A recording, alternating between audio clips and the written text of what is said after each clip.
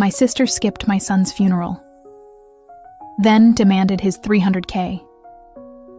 There are moments in life that carve themselves into your very soul, leaving an indelible mark. For me, one of those moments was burying my only child, Daniel, on a Tuesday. It was a day steeped in a grief so profound, it felt like a physical weight, pressing me down, threatening to crush me entirely. And what was my sister Susan doing at that exact soul-shattering moment? Oh, she was 2 towns over, clinking champagne glasses, posing for selfies, and broadcasting her joyous engagement bash to the world. The irony, the sheer unadulterated gall of it, still twists my gut even now. 7 days. That's all it took. Just 7 days after I'd watched the earth swallow my son, she sent me a color-coded spreadsheet. A spreadsheet, mind you, meticulously detailing why she, Susan, absolutely needed every single penny of my dead son's trust fund. Not for charity, not for a good cause, but for her daughter Emma's dream wedding. Can you even imagine? It was a demand, thinly veiled as a logistical necessity, and it landed like a punch to the stomach. What she didn't know, what she couldn't possibly have known, was that Daniel, my brilliant, thoughtful boy, had seen her coming. Even from the grave, it seemed, his foresight was sharper than anyone else's. He'd meticulously crafted a trap, a legal fortress designed to protect his legacy from exactly this kind of greedy opportunism. A trap that, once sprung, would blow her carefully constructed life apart faster than she could ever utter the words, "I do." He was always one step ahead, my Daniel. Always. Daniel's funeral was supposed to be small, intimate. Just us, his closest family, and the kids from the pediatric ward at St. Jude's where he volunteered every Friday. Those kids, with their brave smiles and even braver spirits, were his world. He'd spent countless hours there, reading stories, playing games, just being Daniel, a beacon of light in what could often be a dark place. He'd lost his own battle with pancreatic cancer at 35, far too young, but he'd lived every single one of those years with an unwavering commitment to his promises. He finished grad school with honors, funded 3 scholarships for aspiring medical students, and somehow, in between all that, managed to tuck away $300,000 into a restricted trust. "Make sure it actually helps kids, Mom," he'd told me, his voice raspy, the last night he was in hospice. His eyes, usually so bright, were clouded with a weariness that broke my heart. "Don't let them turn it into party money." I remember nodding, tears blurring my vision, thinking he was being dramatic, perhaps a little paranoid in his final days. Who would ever dare? I was wrong. So incredibly, painfully wrong. The church on that Tuesday morning smelled of lilies, a heavy, sweet scent that battled with the sterile, metallic tang of antiseptic.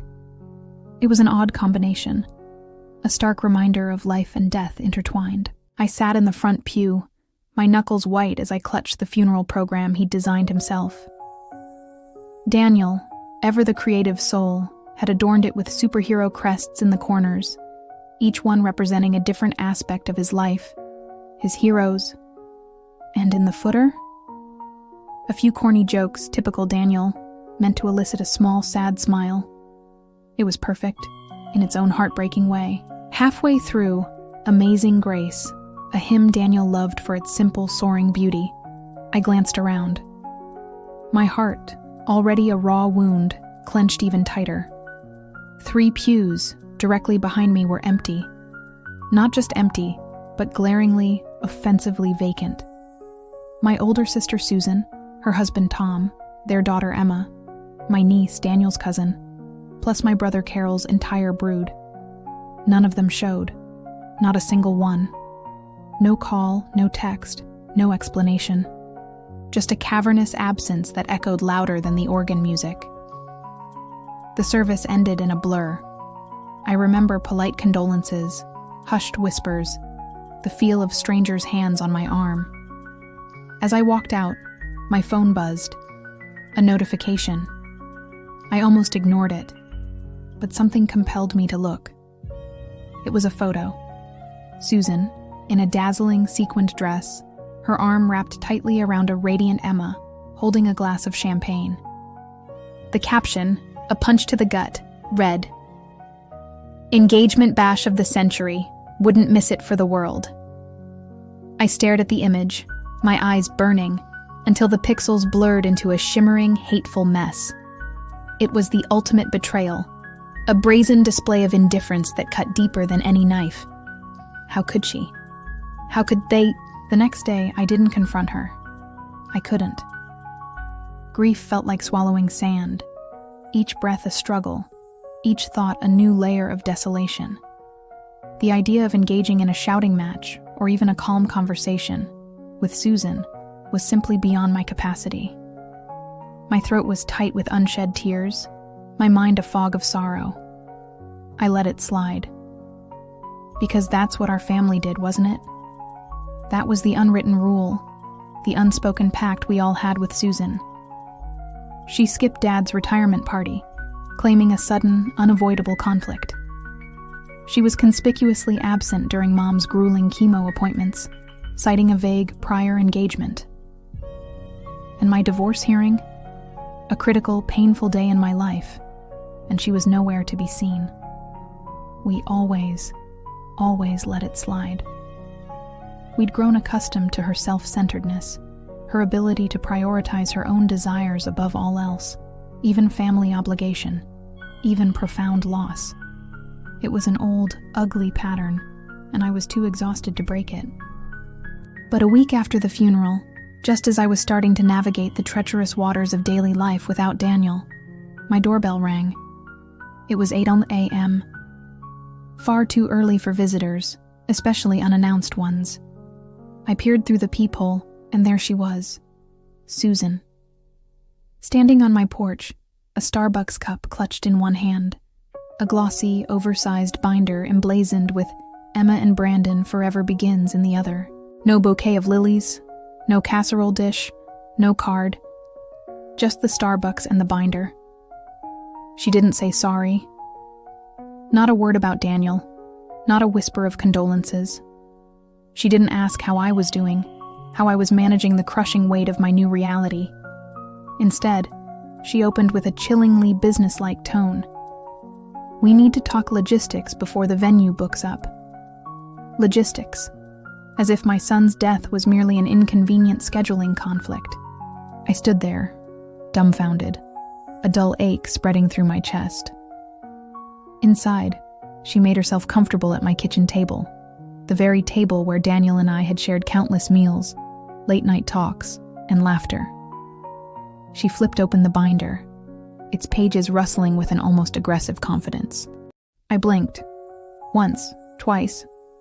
Was this real? Was she actually doing this? My brain struggled to process the audacity, the sheer, breathtaking lack of human decency. She spoke slowly, deliberately, as if I were hard of hearing, or perhaps simply too dim-witted to grasp her brilliant plan.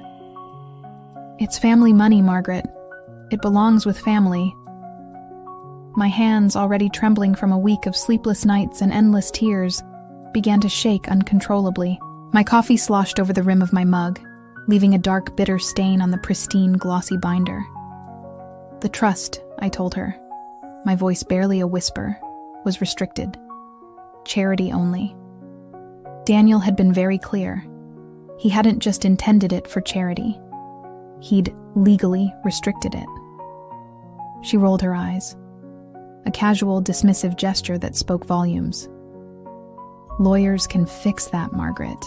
You're the trustee. Just sign. Just sign." As if it were a grocery list, not the sacred legacy of my deceased son. When I didn't immediately respond, when my shock rendered me momentarily speechless, she leaned forward, her voice dropping to a conspiratorial, yet chillingly entitled tone. She reminded me, again, that she'd skipped Daniel's funeral to keep Emma's engagement party on schedule. "I sacrificed. Now you sacrifice," she said, her head tilted slightly, that familiar calculating look in her eyes. It was the same look she'd given me when we were kids, when she wanted my favorite doll. and I knew, instinctively, that resistance was futile. Except this time, it wasn't a doll. It was Daniel's memory. It was his wish. Word, as it always does in our family, spread fast. Susan, it seemed, was quite the publicist for her own causes. That night, my phone started ringing, a relentless assault on my fragile peace. First, it was Tom, Susan's husband. His voice, usually jovial, was now laced with an oily persuasion. "Look, Margaret," he began, his tone attempting to be reasonable. "You're 68. You don't need the headache of managing all that money. It's a lot of responsibility. Just distribute it, pay the taxes, we all walk away clean." Clean? Was that what they called it? Stripping a dead boy's legacy for a lavish wedding? Then came Carol, my brother. He didn't call. He sent a voice memo, a modern-day form of cowardice. His voice, crackling with what he probably thought was concerned familial advice, said, "Don't be selfish, Mags. Emma's got a shot at the Ashfords. Old money, country club invite. She needs the spectacle, you know? This wedding could set her up for life." Selfish? My blood ran cold. Was protecting Daniel's final wish selfish? Was honoring his memory a selfish act? The sheer audacity of it left me breathless. I turned my phone off, the silence a welcome, albeit temporary, reprieve. But the silence didn't last. By sunrise, Susan had found another avenue of attack. My inbox was flooded. A new email, subject line stark and demanding, "Proposed wedding budget." Line after line, the numbers marched across the screen like an invading army. Venue 40 grand, flowers 12, photographer 15, a live band 20. It was a dizzying, obscene display of excess, each digit a fresh wound. At the bottom, in bold, she'd typed, "Balance covered by trust, request immediate wire." It was no longer a request, it was a directive, a non-negotiable demand. That's when I knew I couldn't fight this alone. My grief was too raw, my resolve too battered. I needed a shark. I needed someone who understood the murky waters of family trusts and predatory relatives.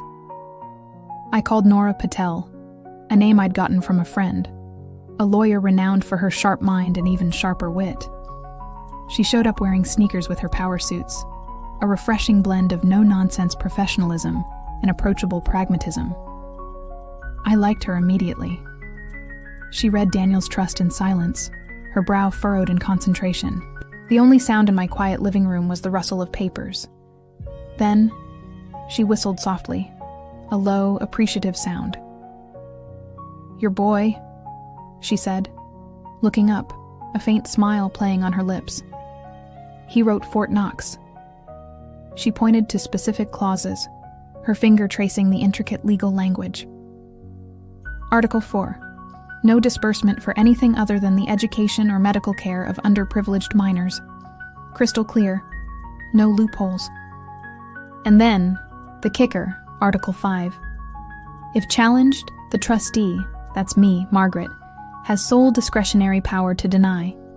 Sole discretionary power. My Daniel, bless his heart, had anticipated the vultures. He hadn't just built a fortress. He'd given me the key to its unbreachable gates. Nora grinned, a genuine, fierce grin this time. "We can swat them like flies," she declared, her eyes glinting with a fighter's resolve. I should have felt triumphant, relieved. But the weight of the past weeks, the ceaseless emotional battering, had taken its toll. I didn't feel like smiling. I hadn't slept through the night since the last hospital beep, the flatline that marked the end of Daniel's beautiful life. The thought of a protracted legal battle, even one I was destined to win, felt like another mountain to climb, another burden to bear. 2 weeks later, a different kind of knock came to my door. It was Emma, Susan's daughter, Daniel's cousin. She stood on my porch, alone, no shimmering engagement ring on her finger, her eyes red-rimmed and puffy. She looked utterly defeated, a stark contrast to the champagne-soaked image Susan had posted. She asked if we could just walk, like we used to when she was a little girl, needing to practice her skateboard tricks, needing an ear. We circled the neighborhood, the familiar streets lined with autumn leaves, the air crisp and cool.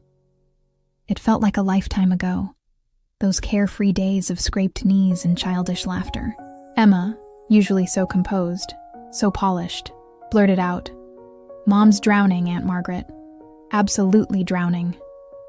The veneer of the dream wedding was crumbling, revealing the desperate reality beneath. Venue deposits are non-refundable, the dress is custom-made and non-returnable, and the florist just threatened to sue. She says the trust is our only lifeline, that without it, everything falls apart. I listened, my heart aching for her, for the young woman caught in her mother's financial web. I gently asked about Brandon, the fiancé, the man who was supposed to be her rock. She bit her lip, a telltale sign of her distress. He keeps saying family loyalty. But his parents, they keep adding +1s I've never even met. It's like they're trying to inflate the guest list. But for what reason? I don't know. Her voice trailed off, a note of deep confusion and concern in it. That's when I cautiously mentioned the trust's true purpose, Daniel's specific wishes. I explained that it wasn't just vague language, as her mother had apparently claimed, but a carefully constructed legal instrument designed to help underprivileged children with their education and medical needs. I watched her face as the words sank in.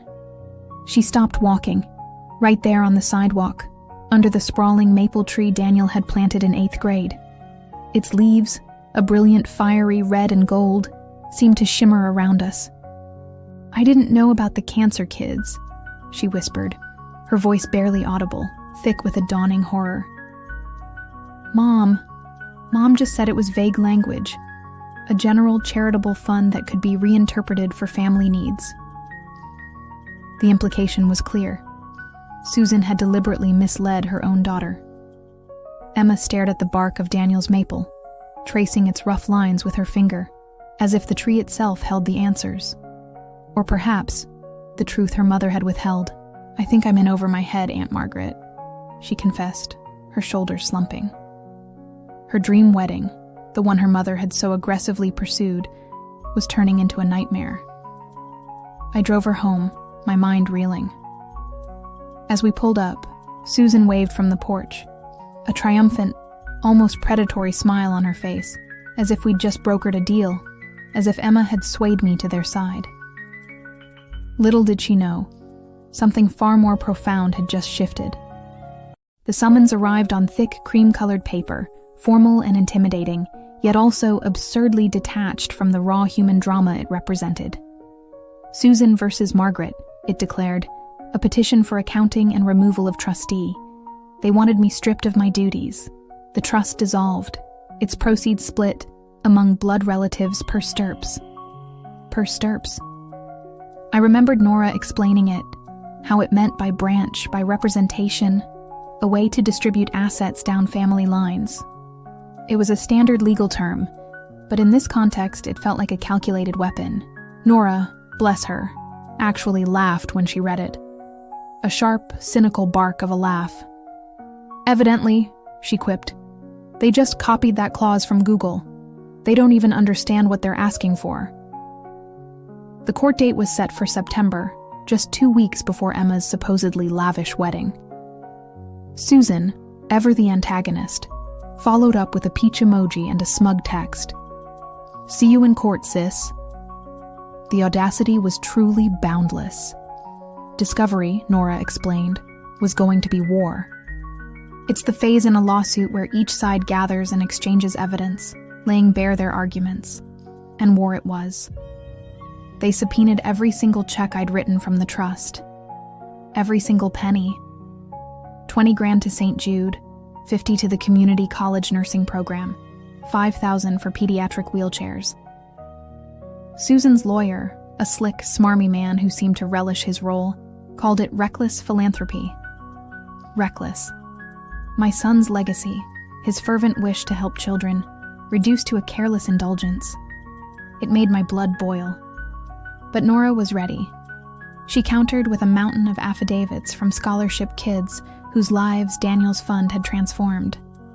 She presented heart-wrenching photos of newborns in incubators, their tiny, fragile lives sustained by equipment purchased through the fund. She painted a vivid, undeniable picture of Daniel's true intent, of the profound good his money was doing. The judge, seeing the mountain of evidence, ordered mediation.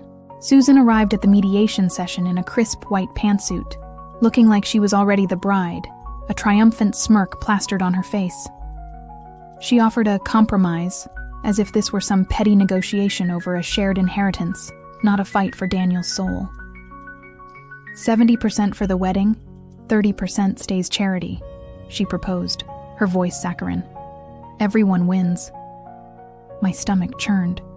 I looked at Nora, then back at Susan, her eyes glittering with avarice. No, I said, my voice firm, unwavering.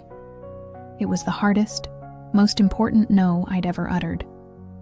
Her face contorted, the carefully constructed mask of composure cracking. She stormed out, mascara streaking down her cheeks, a trail of dark, angry tears.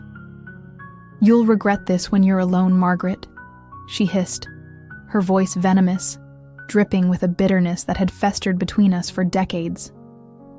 I watched her go, a profound weariness settling over me. Alone? I already was. Daniel was gone. What more could she take? The call came on a Thursday night, a quiet evening when I was trying, unsuccessfully, to distract myself with a book. Lena Ortiz, an investigative reporter from The Beacon. Her voice was calm, professional, but held an underlying current of urgency. She started asking questions about Brandon Ashford's family. Brandon, Emma's fiancé. I told her I'd never met them, that Susan had handled all the wedding planning, all the introductions. Then, she sent me links. A series of articles, federal indictments unsealed just last month. Charity fraud, tax evasion. Elders bilked out of their life savings, their annuities siphoned away. The Ashfords, it turned out, weren't old money. They were old cons. They targeted wealthy families, pushed for quick marriages, then systematically siphoned funds through fake nonprofits and shell corporations. Emma, my sweet, naive Emma, was their next mark. Daniel's $300,000 trust fund wasn't just a desirable asset, it was a primary target. My stomach turned inside out. A cold dread, far worse than anything Susan had inflicted, washed over me. This wasn't just about greed. It was about outright criminal exploitation. My son's trust, meant to help the most vulnerable, was about to be devoured by predators, and Emma, caught in the middle, was in grave danger. I forwarded the articles to Emma, my fingers flying across the keyboard, a desperate urgency propelling me. I typed a single stark line. "You're not a guest list, Emma. You're a wire transfer." I held my breath, waiting. The reply came at 3 a.m., a raw, terrified message. Called off the engagement, in a motel, terrified. My heart hammered against my ribs. Relief warred with a fierce protectiveness. Emma was safe, at least for now. I immediately called Nora, explaining the gravity of the situation. We needed an emergency protective order, not just for Emma, but potentially for me, for anyone connected to Daniel's trust. An EPO, Nora explained, could provide immediate, albeit temporary, legal protection, restricting contact and ensuring safety in urgent situations. While we scrambled to protect Emma from the very people her mother was trying to marry her into, Susan, oblivious to the unfolding disaster, posted another champagne photo. The caption read, "Countdown to fairy tale, 3 weeks. Fairy tale indeed, more like a nightmare." The morning of the hearing, the courtroom buzzed with a tense energy. Susan looked brittle, her usual polished facade cracking under the strain.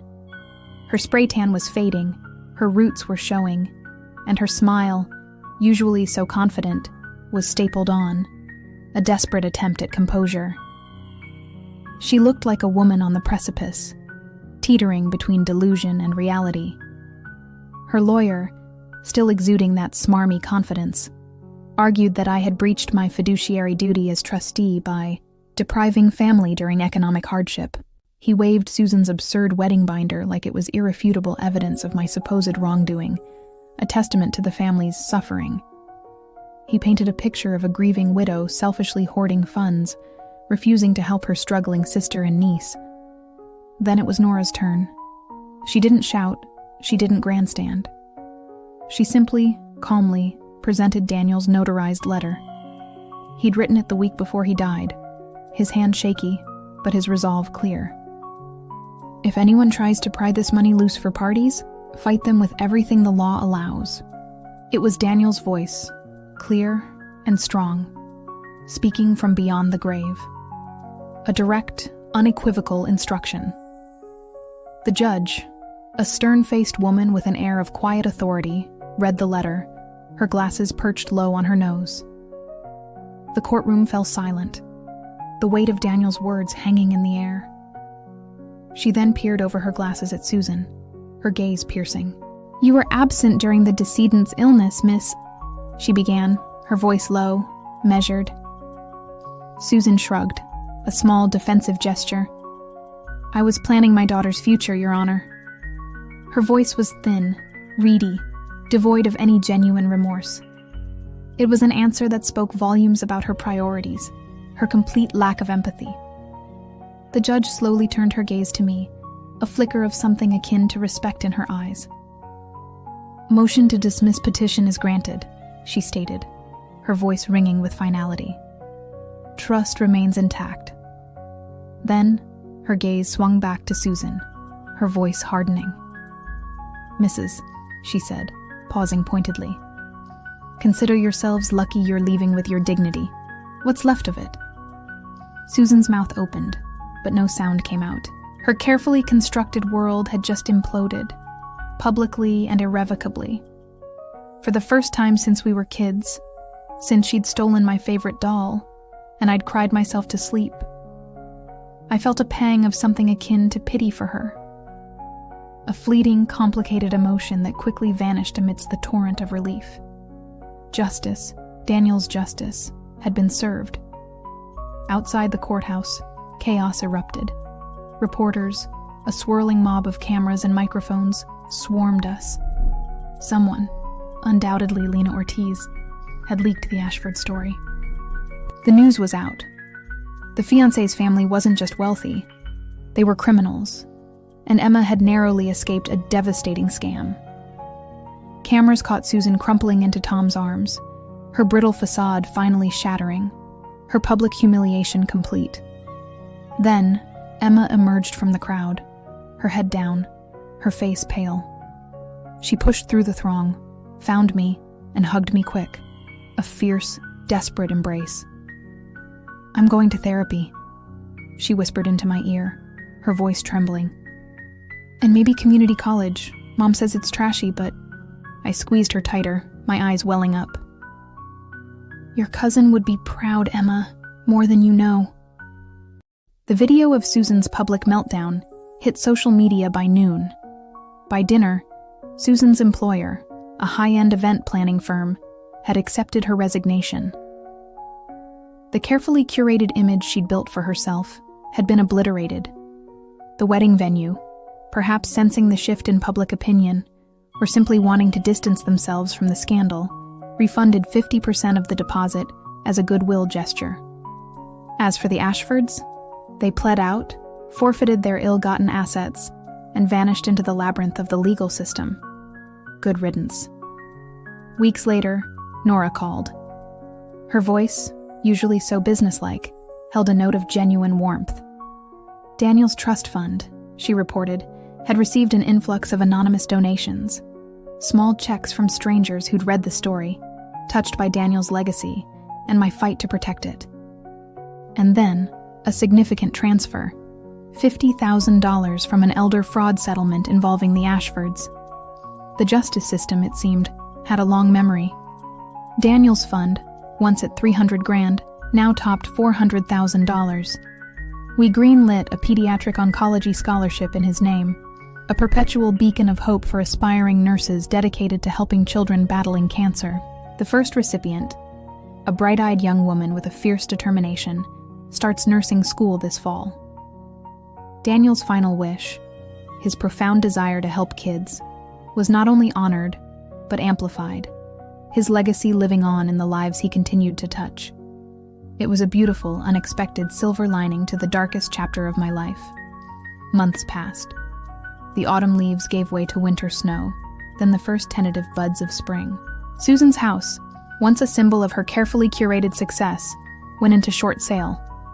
The weight of her debts, coupled with the loss of her job and reputation, had finally caught up to her. It was a harsh reality, but an inevitable one.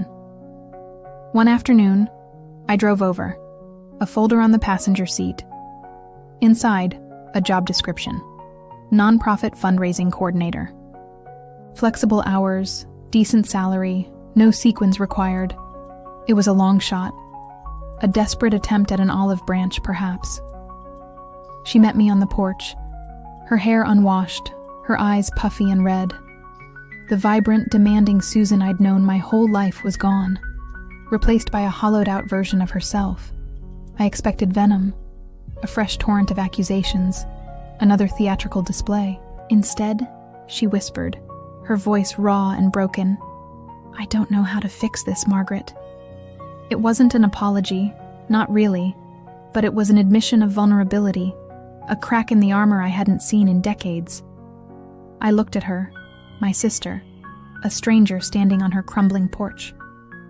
I told her she couldn't undo skipping Daniel's funeral, couldn't erase the pain she'd inflicted, but she could start showing up. For Emma, who was finding her own path, rebuilding her life with courage and integrity. And for herself, to find a purpose beyond the glittering, superficial world she'd chased. I handed her the folder. She took it, her fingers brushing mine, a silent acknowledgement. No excuses, no arguments, just a weary acceptance. We haven't hugged since the 80s, since we were teenagers navigating the awkwardness of adolescence. We didn't start now. But 2 days later, my phone buzzed. A text from Susan. "Interview scheduled. Thank you." It wasn't amends, not yet. But it was motion. A small, tentative step forward. Emma married Michael last month. It was a small, intimate affair in their backyard. Just 30 guests, filled with laughter and genuine warmth. Potluck desserts, homemade decorations, a true celebration of love, not spectacle. She wore her grandmother's sundress, simple and elegant, a far cry from the custom-made gown her mother had demanded. I sat in the front row, a knot of emotion in my chest, a bittersweet joy. Susan arrived early, surprisingly, quietly. She helped hang fairy lights, her movements hesitant, almost shy. She stayed through cleanup, an unheard-of act for her. We didn't talk about trust funds or centerpieces, about past grievances or future expectations. We just existed, two sisters, in a shared space, under the gentle glow of fairy lights. She handed me a slice of carrot cake, her eyes meeting mine for a brief, unguarded moment. "Daniel would have liked the simplicity," she said, her voice soft. For once, just for once, she was absolutely right. So, the trust is safe, thriving even. The scholarships roll out, a steady stream of hope and opportunity. Every semester, I get letters, heartfelt notes from kids who want to be nurses, doctors, social workers. Kids who remind me, every single day, that grief, if you guard the switch, can convert into forward motion, into purpose. Susan's rebuilding, slowly, painfully, but she's trying. Emma's flourishing, blossoming into a woman of quiet strength and genuine kindness. And me? I still cry in the grocery store cereal aisle sometimes, usually when I see the Lucky Charms box. That was the one Daniel and I fought over every Saturday morning, a silly, cherished ritual. Healing isn't linear. It's a scatterplot with outliers, unexpected dips, and sudden joyful spikes.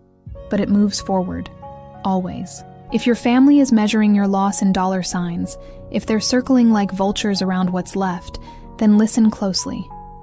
Build those legal walls before the wrecking ball swings.